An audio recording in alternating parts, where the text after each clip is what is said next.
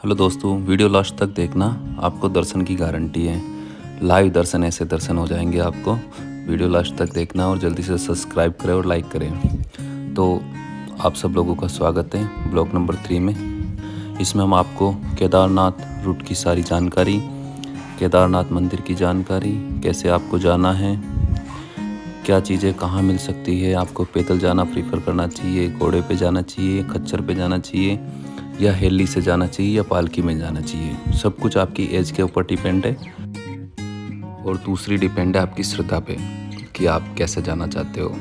बाकी सबसे best way है आप अपने पैरों पे भरोसा करें और पैदल जाएं। तो हम निकल गए टिहरी डैम से बाबा केदारनाथ के चरणों की तरफ। बड़े सालों से मन की इच्छा थी कि बाबा कब बुलाएं, हम कब जाएं, और फाइनली वो दिन आ गया जब बाबा के चरणों की तरफ प्रस्थान कर रहे हैं। ये सिंगल पुल है, इसमें एक ही तरफ आ सकते हैं, तो देख के चलना होता है कि सामने से कोई नहीं आ रहा है। अगर आप आधे से ज़्यादा पार कर गए हो तो जो सामने आ रहा है वो पीछे ले लेता है। तो हमारी भी किस्मत ख़राब थी कि हमें सामने से कोई गाड़ी मिल गई, या उसकी किस्मत ख़राब थी जो वो पीछे फिर उसको लेनी पड़ी। फिर यहाँ से जस्ट केदारनाथ वाला और बद्रीनाथ वाला हाईवे मिल जाता है जो कर्णप्रयाग तक जाता है। उसके बाद केदारनाथ का अलग रास्ता है, बद्रीनाथ का अलग रास्ता है। यहाँ से फिर डबल रोड है। इसके बाद आपको ड्राइविंग की कोई टेंशन नहीं है, बस सीट बेल्ट लगा हो और यातायात नियमों का पूरा पालन करते रहो और शांति से चलो, ओवर स्पीड ना चलो। रोड अच्छी हैं, लेकिन इसका मतलब यह नहीं कि आप प्लेन में हो, आप पहाड़ों में हो। कब मोड़ आ जाए पता नहीं। ये एक नया रोड बन रहा है बाबा केदारनाथ के लिए, जो शायद टाइम और कम हो जाएगा। और आप अगर जल्दी न गए और किस्मत ख़राब हुई और आप लेट हुए तो क्या पता इस रोड से जाओ। किस्मत ख़राब इसलिए बोल रहा हूँ क्योंकि आपको जल्दी जाना चाहिए। ये जल्दी मचाने वालों की रिज़ल्ट है। कोई शादी की गाड़ी जा रही थी और ये अपनी टाटा की दमदार गाड़ी, दोनों की टक्कर हो गई। चलो किसी को चोट नहीं लगी, सब सेफ थे। तो आप भी ध्यान से चलें। रोड ख़तरनाक है, रोड भले ही खाली हो या रोड भले ही चौड़ा हो, लेकिन पहाड़ है, यहाँ पे आपको ध्यान से ही चलना चाहिए। इसके बाद हम निकलते हैं केदारनाथ की तरफ। यही सेम डबल रोड हैं। आगे जाके जब केदारनाथ के लिए हम मुड़ते हैं बद्रीनाथ के रास्ते से, हाईवे से थोड़ा हटके, तो वो रोड अभी बन रहा है कहीं कहीं, तो ध्यान से ही चलना है आपको, कोई जल्दी नहीं बचानी है। रास्ता बाकी बहुत अच्छा है और प्रकृति इतनी खूबसूरत है कि आप ऐसा लगेगा कि जैसे आप प्रकृति की गोद की तरफ जा रहे हो। तो फाइनली हम पहुंच जाते हैं सोनप्रयाग में। सोनप्रयाग से आगे पैदल टूर है। टोटल यहाँ से 21 किलोमीटर पड़ता है, लेकिन 5 किलोमीटर यहाँ जो रूट पे टैक्सी चलती है वहाँ से जाना होता है। ये मल्टी लेयर पार्किंग है, इसमें 100 रुपये डेली का चार्ज है। यहाँ पे हमने गाड़ी पार्क कर ली। अब हम टैक्सी से जाएंगे आगे। यहाँ से लगभग 500 मीटर आपको चलना होगा। यहाँ पे होटल भी मिल जाएंगे आपको अगर कोई यहाँ रहना चाहता है, लेकिन प्रीफर करना है कि आप गौरीकुंड जाके रुको। गौरीकुंड तक आपको टैक्सी मिल जाती है रात की 9 बजे तक। मौसम के ऊपर है, अगर मौसम ख़राब है तो 6 बजे बंद कर देते हैं। मौसम अगर खुला हुआ है तो 9 बजे तक टैक्सी आपको मिल जाएगी आसानी से। बाबा केदारनाथ इसी के किनारे पे बस उनका डेरा है, निवास स्थान है। बड़ा शुद्ध पानी, बड़ी अच्छी हवा, बड़ी खुशबूदार घाटी, और उसमें इतना अच्छा प्यारा मन लगता है कि ऐसा लगता है कि बस वहीं रुक जाए। लेकिन रुकने की जगह नहीं है, तो आपको वापस आना ही पड़ेगा, और थोड़ी महंगाई ज़्यादा है तो जल्दी आना पड़ेगा। वैसे हमने ये एक ही दिन में टूर किया था, सुबह गए, शाम दोपहर तक वापस भी आ गए। लेकिन सुबह आपको उसके लिए 2 बजे उठना पड़ेगा। और बाकी आप नाइट स्टे करना चाहते हो, उससे अच्छी कोई चीज़ हो नहीं सकती है। और बाकी हमने गौरीकुंड आ जाते हैं। यहाँ पे एक रूम लिया था हमने, और 5 के 5 एक ही रूम में रुक गए थे क्योंकि होटल बहुत ज़्यादा हाई बजट के हैं। और सुबह जल्दी 2 बजे उठे। लॉकर रूम चारों तरफ है, सारे होटल वाले। लॉकर रूम में 100 रुपये पर बैग के आप हमने ज़्यादातर सामान वहाँ रख दिया, ज़रूरत है नहीं ऊपर। और फिर वापस हम 2 बजे नाइट को चल पड़े। लेकिन यहाँ पे एक पुलिस चौकी है, उन्होंने मना कर दिया कि 4 बजे से पहले ऊपर जाना अलाउड नहीं है। लेकिन 2 बजे पब्लिक उठ जाती है और लोग चलने के लिए, मतलब यह है कि कब दर्शन हो जाए। मन में इतनी उत्साह, उमंग और जोश आ जाता है कि बस जल्दी से जल्दी चला जाओ। भले ही लोग बोलते हैं कि 16 किलोमीटर चलना बड़ा मुश्किल है, लेकिन जब आप वहाँ जाओगे और जब आप माहौल देखोगे तो पता ही नहीं चलता कि 16 किलोमीटर कैसे निकल गए। बाकी बॉडी तो थोड़ी बहुत थक ही जाती है नो डाउट, लेकिन मन नहीं थकता है। और जब मन नहीं थकता है तो आपकी बॉडी अपने आप चलती है। तो टेंशन नहीं लेनी, और प्लेन में तो टेंशन नहीं लेनी, पहले यहाँ आ जाओ, आपको अपने आप उत्साह जोश सब कुछ आ जाएगा, क्योंकि बाबा का आशीर्वाद जो आपके ऊपर है सबके ऊपर है।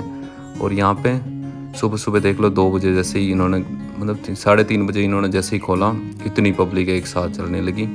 फिर यहाँ जाते हुए का वीडियो इसलिए नहीं बनाया, मैंने कहा चलो ज़्यादा लंबा हो जाएगा तो मैंने इसमें नहीं डाला है। वैसे भी अंधेरा ही था तो हम यहाँ से पैदल ही चल दिए। बस मम्मी को घोड़े पे बैठाया था थोड़े, और बाकी हम सब पैदल निकल लिए।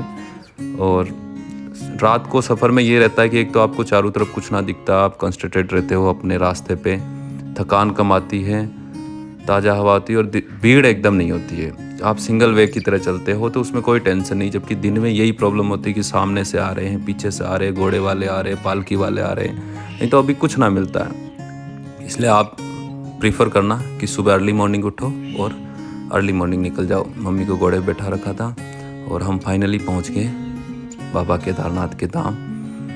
जय भोलेनाथ। और बाबा ने हमें फाइनली बुला लिया दर्शन के लिए।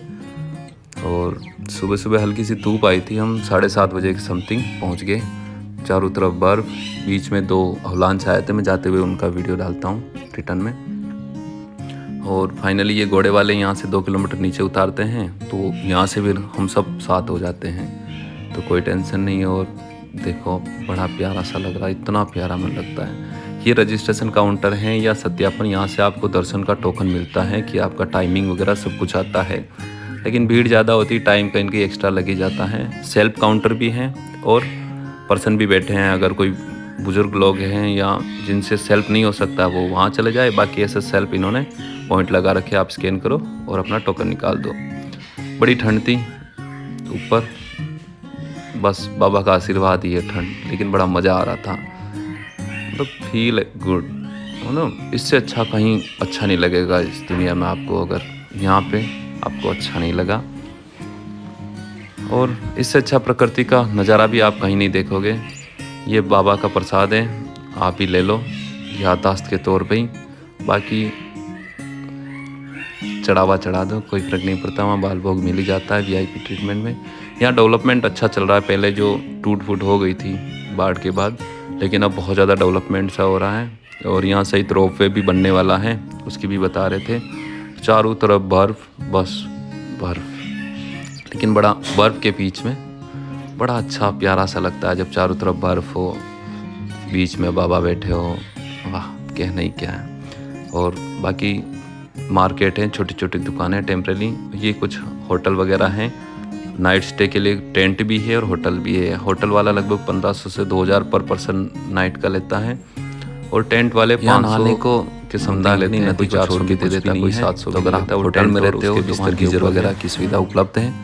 नाइट स्टे करते हो तो सुबह आराम से नहा धो के आराम से दर्शन कर सकते हो। अगर टेंट में रहते हो तो फिर थोड़ी नहाने में दिक्कत आएगी, या आप में इतनी हिम्मत है कि आप ठंडे पानी से नहा लो तो बेस्ट है। बाकी होटलें अच्छी हैं और ज़्यादातर डॉर्मेट्री हैं, रूम कम है और गीज़र कॉमन है, तो चलो ठीक है। हम फाइनली बाबा के दरबार के पास, बाबा के चरणों में पहुंच गए। और केदारनाथ बाबा जी का फर्स्ट टाइम मंदिर के दर्शन। अब हम अंदर जाएंगे। अंदर थोड़ा हमने 21 रुपये की पर्ची कटवा ली, तो हमें सीधे एंट्री मिल गई पीछे वाले डोर से, VIP एंट्री। दर्शन और पूजा की, और फिर फाइनली हम कुछ आते ही तो पहले फ़ोटोग्राफी ले लेते, क्योंकि बड़ी उमंग उत्साह रहता है। और जैसे ही आपको मंदिर दिखता है, आपके सारी पैदल की थकान उतर जाती है। अजीब सी मन में खुशी होती है, जैसे ऐसा लगता है जैसे आपको एहसास हो रहा है कि आप भोलेनाथ के दरबार में आए हो और कहीं के आसपास आपको देख रहे हैं। उसके बाद ये मंदिर का नज़ारा है। मंदिर बहुत पुराना है, और अभी मैं आपको वो शिला बताऊंगा जिसने इस मंदिर को बचाया। वो वाकई में एक चमत्कार है। पहले मैं जब मैं नीचे था, नहीं गया था, तो मुझे लगा था पता नहीं क्या होगा, लेकिन जब सामने से देखा तो वाकई वो चमत्कार से कम नहीं है। और ये नज़ारा है, यहाँ से ये लाइन है। लाइन कम से कम 2.5 किलोमीटर लंबी है। कम से कम अब लाइन में लगो तो कम से कम 4 घंटे लगेंगे आपको दर्शन करने में, और अगर दोपहर में पहुंच रहे हो तो फिर तो 5-6 घंटे भी लग सकते हैं। शाम को 3 से 5 मंदिर बंद रहता है, तो उसी के अकॉर्डिंग आप प्लान करके आना। बाकी मॉर्निंग में एकदम लाइन नहीं रहती, आप आराम से दर्शन कर सकते हो। इवन अंदर जाके आप जल अभिषेक कर सकते हो, पूजा कर सकते हो। अगर भीड़ कम है तो, भीड़ ज़्यादा होती तो वो दर्शन करके ही निकालने लग जाते हैं। तो उसी के अकॉर्डिंग ये बाबा का दरबार पहाड़ों के बीच, पहाड़ी वादियाँ, बर्फीले पहाड़ और ग्लेशियर, पास में बहती हुई मंदाकिनी नदी और सारे भक्तों का जोश इतना हाई होता है। या तो मैंने वृंदावन में ही इतना जोश देखा या फिर मैंने केदारनाथ में ही देखा, जहाँ हर बंदे में अपने आप में उत्साह और जोश आ जाता है दर्शन का। जबकि वो पैदल आ रहे 16 किलोमीटर इतनी चढ़ाई के बाद, लेकिन जोश बहुत हाई हो जाता है उनका, पता नहीं कैसे, या बाबा का चमत्कार ही है ये भी। और फिर फाइनली हमने कुछ फ़ोटोज़ वगैरह बाहर दर्शन कर लिए। बाहर आके कुछ फ़ोटो वगैरह और वीडियो भी बना रहे थे, और कुछ पर्सनल फ़ोटोज़, कुछ बाबा के फ़ोटो और वीडियो, क्योंकि बाबा ने बड़े टाइम के बाद दर्शन दिए, बड़ा इंतज़ार करवाया, लेकिन कम से कम बुला लिया। इसी बात की खुशी है, और भगवान करें आप सबको बुलाएं और आप भी सब जाओ, और हो सके तो कम एज में जाओ। दर्शन का मज़ा आता है, आपको पैदल चलने में मज़ा आएगा, आपको नेचुरल ब्यूटी देखने में मज़ा आएगा। प्रकृति की गोद में जाओगे, आपकी जितनी एज ज़्यादा होगी, आपको घोड़े पे, खच्चर पे जाओगे, एक आप अपने पैरों के भरोसे पे जा रहे हो, एक किसी और के ऊपर बैठ के जा रहे हो, तो दर्शन का महत्व कम हो जाता है और मज़ा भी थोड़ा कम आ जाता है। क्योंकि एक उस एज में आप जाओगे 60-70 साल की एज में, तो कहीं की थकान आ जाएगी, मौसम भी थोड़ा उस एज में विपरीत लगता है। तो हो सके तो आप कम एज में ही जाओ, इंतज़ार मत करो, आप चले जाओ। ज़रूरी नहीं कि हर बार भगवान बुलाए, आप भी तो जा सकते हो। और अब मैं आपको पीछे ले चलता हूँ जहाँ पे वो शिला, ये शिला इस पूरे मंदिर को रोक दी। इतनी बड़ी बाढ़ आई, ये शिला यहीं रुक गई। अब देखो, ये किस्मत कम कहेंगे और इसको चमत्कार ज़्यादा कहेंगे, क्योंकि इसके जस्ट पीछे ये खाई टाइप है। जब इतना पत्थर कम से कम 500 मीटर दूर से तो आ ही होगा, 500 मीटर दूर से यहाँ तक आ सकता है इतने बहाव में इतना बड़ा पत्थर, तो क्या 2 फीट दूर ही उस खाई से कैसे रुक सकता है? और वो भी इसी शेप में कैसे रुक गया कि वो पूरे मंदिर को, पूरी बाढ़ को 2 पार्ट्स में करके मंदिर को बचा लें।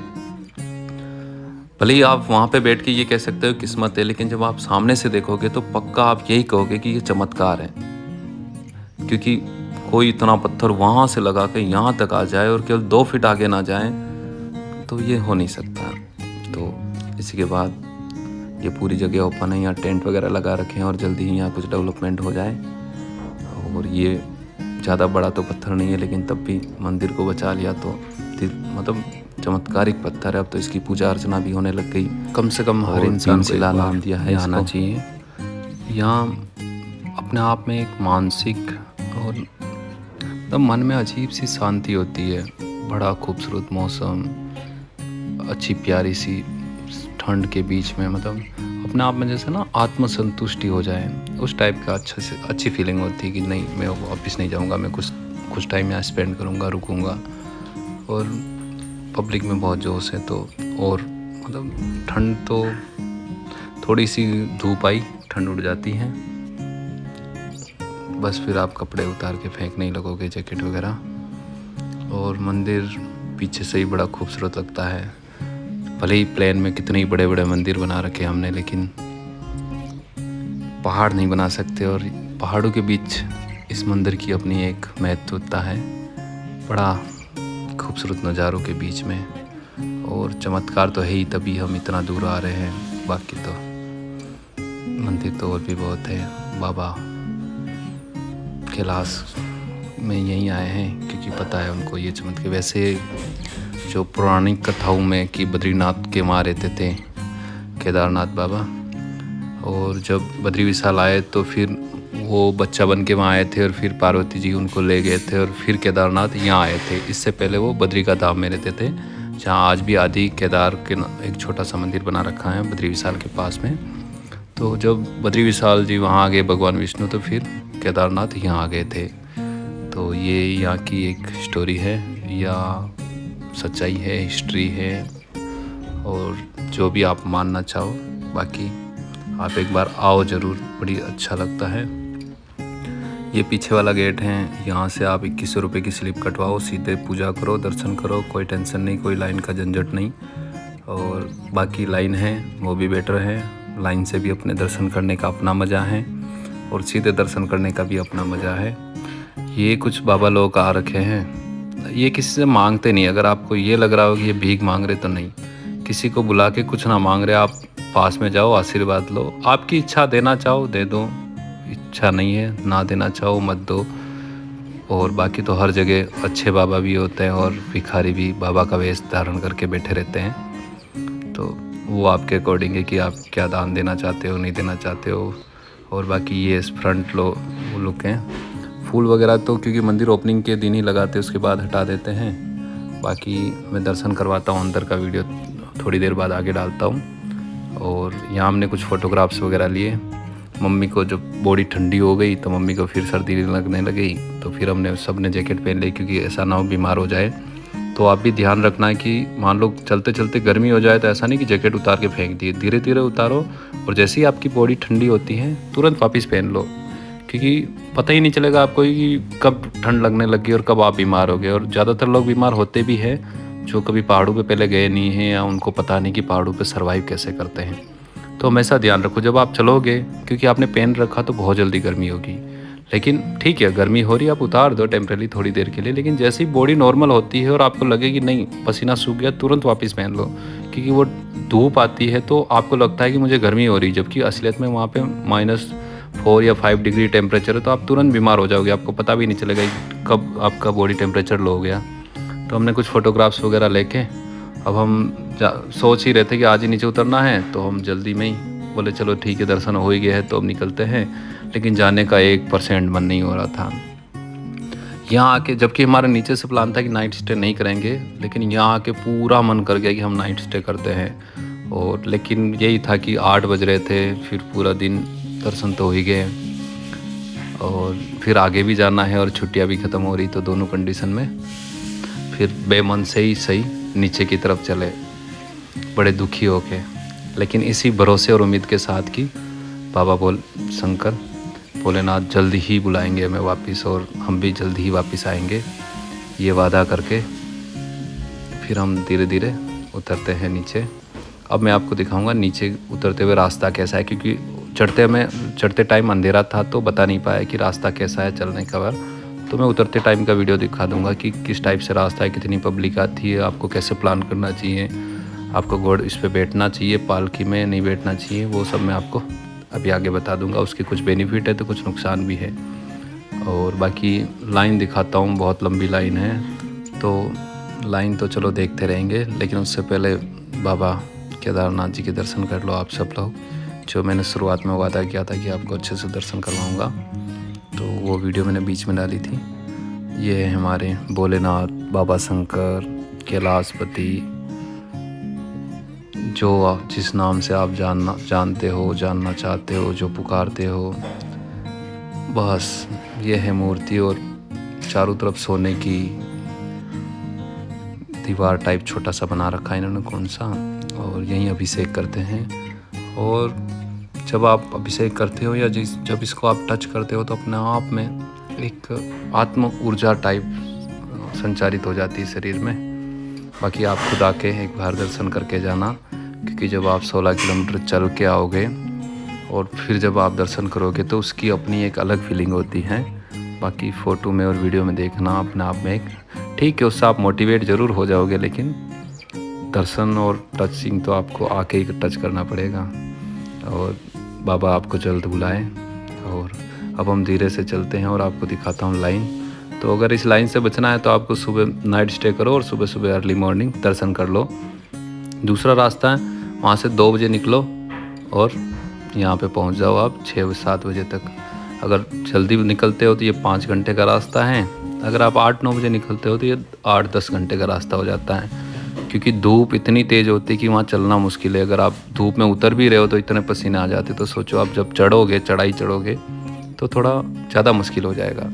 तो इसलिए आप कोशिश करना कि अर्ली मॉर्निंग, वैसे भी पहाड़ों में बोलते हैं कि जितना जल्दी हो सके उठ के चल दो, क्योंकि सुबह सुबह मॉर्निंग में मौसम एकदम स्टेबल रहता है, कोई टेंशन नहीं बारिश की। और जो धूप पड़ती है, अवलांच वगैरह जो बर्फ़ गिरती है उसका डर बना रहता है। और बारिश का तो एनी टाइम कब आ जाए पहाड़ों में पता नहीं। 10 मिनट में मौसम ख़राब होता है, उसके तुरंत बाद बारिश आ जाती है। तो इन दोनों चीज़ों से बचाव के लिए सबसे बेस्ट है आप अर्ली मॉर्निंग सुबह सुबह जल्दी उठो और चल दो, दोपहर तक आप अपने टारगेट पे पहुंच जाओ। ये लंबी लाइन है और लाइन बहुत लंबी है, लेकिन आपने यहाँ तक आने के लिए आपके कर्म अच्छे थे, आपने अच्छी तपस्या की, तब तक पहुँचे हो। तो इस लाइन से नहीं डरना है। लाइन स्पीड में जाती है, मुश्किल से 2 घंटे में 2 किलोमीटर खींच लेते हैं, तो टेंशन मत लो। वैसे भी जब आप नीचे से चल के आ रहे हो तो आपकी स्पीड लाइन की स्पीड के साथ मैच कर जाएगी। तो ऐसा नहीं कि लाइन धीरे धीरे चल रही है या 2 किलोमीटर का मतलब कि अब 8-10 घंटे नंबर नहीं आएगा, नहीं। 2 किलोमीटर मतलब 2 घंटे में आप देखो चल ही रहे हैं। ऐसा नहीं कि ये मतलब एकदम रुके हुए हैं या इस टाइप की लाइन है, नहीं। तो टेंशन नहीं लेना है, ये तो आखिरी पड़ाव है। बाकी आप अगर हेली से आना चाहते हो पैदल ना आके, तो जस्ट ये 1 किलोमीटर भी नहीं होगा, 800 मीटर के समथिंग दूर उतारते हैं। और हेली का टिकट भी बहुत कम है, 5,500, जिसमें आना और जाना दोनों है। बस ये है कि टिकट मिल जाए तो आपकी किस्मत है। ये IRCTC की एक हेली यात्रा करके वेबसाइट है, आप heliYatra.irctc.com को डालोगे तो वहाँ पे इसका टिकट मिल जाएगा आपको। और 7 दिन पहले इसका टिकट बुक होता है और 3 जगह से 5,500, 6,500 और एक कुछ 7,000 प्लस कुछ है। तो तीनों जगह से आप जहाँ पर भी आप प्रीफर करना चाहो, अगर हेली से आते हो तो वो भी बेस्ट है। ये नाइट स्टे भी करवाते हैं। और बाकी ये हमारे घोड़े खच्चर जो भी, ये यहाँ पे स्टैंड है, यहाँ से 2 किलोमीटर है। लेकिन अगर आपकी एज कम है और आप फिट हो, भगवान ने ऐसा कोई डिफ़िकल्टी नहीं दे रखी है आपको, तो घोड़े को प्रीफर मत करना। क्योंकि जब आप इतना दूर से आ रहे हो, 16 किलोमीटर चल के आने का अपना एक मज़ा है। आपको देखने की चीज़ें मिलेगी, नज़ारे मिलेंगे। घोड़े वाले तो बस बैठा के मतलब क्यों किसी जानवर को परेशान करना यार, जब भगवान ने सही सलामत हाथ पैर दे रखे हैं। हाँ, एज ज़्यादा है फिर तो आपकी मजबूरी है, क्योंकि एक 50-60 साल के बाद आप 16 साल पहाड़ों में चलना थोड़ा मुश्किल होगा जहाँ ऑक्सीजन कम है, तब तो आप इसको प्रीफर करो। लेकिन अगर नहीं है तो सबसे अच्छी चीज़ है पैदल आओ, सही सलामत जाओ, अपने पैरों पे भरोसा रखो। और कोई ना यार, सुबह निकलो शाम तक पहुँच जाओगे, इससे ज़्यादा तो क्या, धीरे धीरे भी आए तो। लेकिन मज़ा पैदल चल के आने में है, वो घोड़े पे कहाँ। वो तो घोड़े पे तो केवल दर्शन होंगे, आप फील नहीं कर पाओगे कि मैं केदारनाथ गया हूँ। तो पैदल ही आओ और पैदल ही जाओ, और मज़े में इतनी पब्लिक आती है, आराम से मज़े में चले जाओगे। बस सामान थोड़ा कम रखो, ऊपर किसी सामान की कोई ज़रूरत नहीं है, अगर ज़रूरत है तो हर चीज़ मिल जाएगी। और बाकी ये देखो घोड़े पे जा रहे और ऐसे ऐसे यंग जा रहे कि क्या बताऊँ। अगर ये 16 किलोमीटर नहीं चल सकते तो फिर इस दुनिया में क्या करेंगे। और ये एक अवलांच साइट है, यहाँ 10-15 दिन पहले अवलांच आया था, जिसमें 1-2 दब भी गए थे, लेकिन किसी की हताहत नहीं हुई, किसी को नुकसान नहीं हुआ। और जब भी ऐसा कोई अवलांच वाला प्रोन इलाका हो तो आप हमेशा कोशिश करो कि तुरंत निकलो वहाँ। कुछ लोग देखे थे मैंने, फ़ोटोग्राफ वगैरह कर रहे थे, वहाँ पुलिस वाले खड़े भी थे, उनको हटा भी रहे थे। तो ऐसी गलतियाँ नहीं करनी, मतलब विथिन सेकंडों में पता ही नहीं चलता वापस कब अवलांच आ गया और आप कब दब गए। और बर्फ़ में दबने के बाद 5-10 मिनट में अगर आपको नहीं निकला तो आप मर जाओगे। तो अपनी सेफ्टी सबसे पहले देखना है, इधर उधर साइड में होके देख लो, लेकिन बर्फ़ के बीचों बीच खड़े होके आप देख रहे हो, अरे यार दूर से भी तो वही दिख रहा है। सेफ्टी तो होती है, फिर आप प्रशासन के ऊपर डालोगे कि प्रशासन क्या देख रहा था। तो सबसे पहले सेल्फ रेस्पॉन्सिबिलिटी ले लो कि हाँ, ये दूसरा अवलांच वाला इलाका है, इसके नीचे बर्फ़ थी, यहाँ फिसल भी रहे थे घोड़े भी, और ये भी कुछ घोड़े वाले थे जो उतार नहीं रहे हैं, तो बर्फ़ पे फिसल जा रहे हैं। जबकि अगर आप घोड़े पे भी बैठ के आ रहे हो और कहीं नीचे बर्फ़ है, तो अपनी सेफ्टी के लिए और घोड़े की सेफ्टी के लिए आप उतर जाओ। घोड़े वालों को जल्दी रहती तो वो बैठा के ले जाते हैं कि कोई फ़र्क नहीं पड़ रहा, कोई फ़र्क नहीं पड़ रहा। लेकिन गिर गए तो घोड़े वाले को भी कोई फ़र्क नहीं पड़ता है, आप ही का फ़र्क पड़ेगा, कुछ भी टूट फूट हो जाता है। और घोड़ा तो उनके कोई फ़र्क नहीं पड़ता, क्योंकि घोड़े का मालिक कहीं और हैं, ये ले जाने वाले कोई और हैं। बाकी यहाँ SDRF वगैरह की टीम है, NDRF वगैरह की, और उनके इक्विपमेंट भी है। तो ये बर्फ़ को सीढ़ी टाइप में बना देते हैं, सीढ़ियाँ जैसे ना, तो इससे क्या फिसलन थोड़ी कम हो जाती है। और एक साइड में इन्होंने बिछा भी रखा है ताकि जो पैदल यात्री आ रहे हैं तो उस बर्फ़ पे फिसले ना, क्योंकि जो गर्मी होती है, पानी बनता है तो थोड़ी फिसलन सी हो जाती है। और बाकी प्रशासन बहुत अच्छा काम कर रहा है वहाँ पे। और ये स्नो है, ये देखो नीचे मेट सी बिछा रखी इन्होंने, लाल मेट सी, और इस पर फिसलन एकदम नहीं है, और जालीदार मेट है ये। और बाकी आप भी आओ, और साक्षात देखोगे तो बहुत मज़ा आएगा कि बर्फ़ पे चलना भी उसमें भी अपना एक एन्जॉयमेंट होता है। और अगर आप प्लेन से हो तो फिर बर्फ़ देखने के अपने एक ऊंचे लेवल का वो आता है कि हाँ यार मैंने इतनी सारी बर्फ़ देखी एक साथ। और ये स्नो है, बर्फ़ नहीं है वैसे, तो स्नो भी देख लेना कोई ना। बर्फ़ तो ग्लेशियर में ऊपर रहती है, वो भी दिख जाएगी, नहीं तो बाइनोकुलर लेते आओ, उसमें और अच्छे से दिखेगी। यहाँ देखो ये घोड़े वाले उतार रहे हैं क्योंकि वो STRF वाले और पुलिस वाले खड़े हैं इसलिए। बाकी जब हम गए थे तब देखा था मैंने, ये उतार भी नहीं रहे थे, सीधे ले जा रहे थे, कोई गिर भी रहा तो कोई फ़र्क नहीं पड़ता। और बाकी में थोड़ा फास्ट चलते हैं। ये रास्ता है लश तक, CC रोड है पतली, लेकिन थोड़ा ये कुछ शॉर्टकट्स हैं जिसमें से आप सीधे जा सकते हो या सीधे चढ़ाई कर सकते हो, जिससे कि घोड़े वाले और पालकी वालों से बच के चलोगे। वो एकदम मतलब रास्ता वही कब जाके चलते हैं, आपको बच के चलना होता है, ऐसी कंडीशन भी आ जाती है बहुत सारी जगह पे, तो उनसे बचते हुए। बाकी यहाँ पे ये देखो एक आंटी है जिस घोड़े पे बैठ के जा रही थी और वो गिरा दिया उसने और वो भाग भी गया। तो अगर आपको घोड़ा लेना भी है तो कम से कम वहाँ काउंटर है जिससे लो, ताकि घोड़ा वाला आपको छोड़ के भागेगा नहीं। और बाकी ऐसे आप कपल में जा रहे हो तो मस्ती करते हुए चल दो, ये दोनों काम हो जाता है, दर्शन के दर्शन भी है और क्वालिटी टाइम स्पेंड भी हो रहा साथ में। और जब भगवान ने जोड़ा बनाया है तो कम से कम भगवान के वहाँ पर भी जोड़े के साथ आराम से कपल में जाओ, मस्ती करते करते पता ही नहीं चलता रास्ता कब कट गया। और उसमें ठीक है मज़ा भी, आप कुछ लोग देखे हैं इधर उधर घूमने के पैसे बर्बाद करते हो, इससे अच्छा दोनों चीज़ें हो रही कि आपको नेचुरल देखने को भी मिल रहा है, नेचुरल ब्यूटी घूमने को भी मिल रहा है, भगवान के दर्शन भी हो रहे हैं। आध्यात्म प्लस नेचर दोनों का कॉम्बिनेशन है केदारनाथ बद्रीनाथ, बड़ा मज़ा सा आता है, कोई टेंशन नहीं। और बाकी रास्ते चौड़े ही हैं यहाँ का, यमुनोत्री का थोड़ा पतला है, एक साइड में इतनी गहरी खाई है कि उसको देख लो तो ऐसा लगता है कि आखिरी पैर फिसला तो आखिरी सांस होगी वही। बाकी इसीलिए हम भी डर के मारे थोड़ा बीच में चल रहे थे, खासकर सिस्टर और भाई, क्योंकि थोड़ा वो पाइप लगा रखी उसमें गैप भी था कि मान लो आप वीडियो वगैरह बना रहे हो कहीं पैर की लगा के, हम नीचे पहुंच गए 2-2.5 किलोमीटर बचा था भी गिरे तो। और एक चीज़ है कि पूरे रास्ते में आपको सोप पानी वगैरह की सब कुछ मिल जाएगी हर जगह आपको। मान लो जैसे मम्मी आधे जाके थक गई तो वहीं से घोड़ा मिल गया, तो ऐसा नहीं कि आपको मतलब उसमें बैठना ही है नीचे से ही, आपको मर्जी पड़े तो बीच में से बैठ जाओ, ऐसा कुछ ना। फिर हम फाइनली गौरीकुंड आ गए और नहा धो के निकल गए गाड़ी से, वही टैक्सी 5 किलोमीटर सोनप्रयाग तक, और टैक्सी वाला भी बड़ा धीरे धीरे ले जा रहा था। फिर सोनप्रयाग से हम निकलते हैं, अगस्त मुनि से 10 किलोमीटर आगे एक पूनम रेस्ट लॉज था, वहाँ पे हमने रूम बुक करवाया और अच्छा होटल था। और ये जस्ट रुद्रप्रयाग से 10-15 किलोमीटर पहले है और बहुत अच्छी लोकेशन भी बहुत अच्छी, पीछे नदी है, रूम भी बहुत अच्छे मेंटेनेंस थे, एकदम क्लीन था, कोई टेंशन नहीं, और सस्ता भी बहुत ज़्यादा था। अगर यही हम वहाँ सोनप्रयाग में रुकते तो हमें कम से कम 5,000 तक देना पड़ता, और यहीं पे हमें 2,000 में मिल गया ये। और एक मैं दिखा देता हूँ, बहुत अच्छा होटल था। तो अगर आप वहाँ केदारनाथ से उसी दिन उतर रहे हो तो 40 किलोमीटर चल के आ जाओ, क्योंकि कम से कम आपके 3,000-4,000 बच जाएंगे खाने और दोनों में। और वहाँ पे थोड़ा उन्होंने महंगा कर ही रखा है। ये रूम है और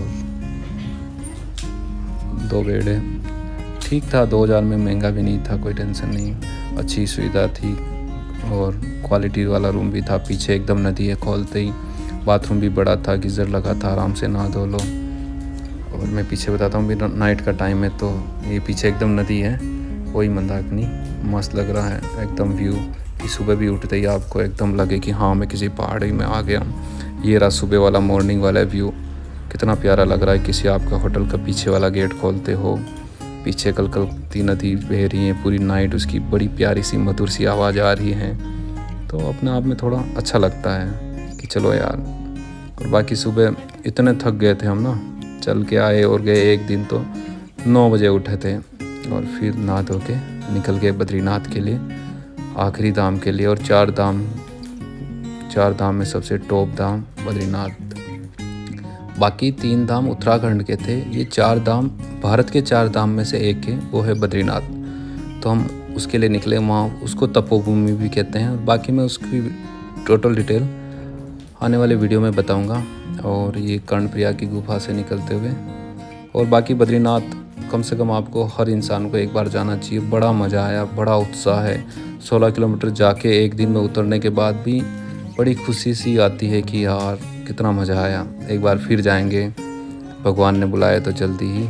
और बीच में टोटल 6 प्रयाग आते हैं, नंद प्रयाग, देव प्रयाग, और तो प्रयाग में भी सब रुकना और दर्शन करना, और हो सके तो नहाने की ज़्यादा व्यवस्था वहाँ नहीं है, लेकिन ठीक है, कम से कम दर्शन तो कर ही लेने चाहिए। बाकी ये कुछ फ़ोटोग्राफ्स हैं केदारनाथ के ही अच्छे, तो इनको भी देख लो कि कितनी अच्छी लोकेशंस है। कम से कम कुछ फ़ोटोग्राफ लवर फ़ोटोग्राफ खींचने के लिए ही चले जाओ, और नहीं तो। और बाकी भगवान के प्यारे दर्शन करने के लिए तो जाना ही चाहिए हर इंसान को एक बार। और बुढ़ापे की इंतज़ार तो एकदम मत करो, जवानी में चले जाओ, अपने पैरों से जाओगे, अपने पैरों से आओगे, और आंखें भी अच्छी खासी तेज है। तो 4 पार्ट में कवर किया है, के नज़ारे चारों पार्ट देख लें। एक तो बुढ़ापे में बड़ी मुश्किल से मूर्ति के भी दर्शन, उसके बाद गंगोत्री पार्ट से कवर किया हमने। उसके बाद यही केदारनाथ भाग 3, और उसके बाद लास्ट पार्ट है बद्रीनाथ भाग 4। इसमें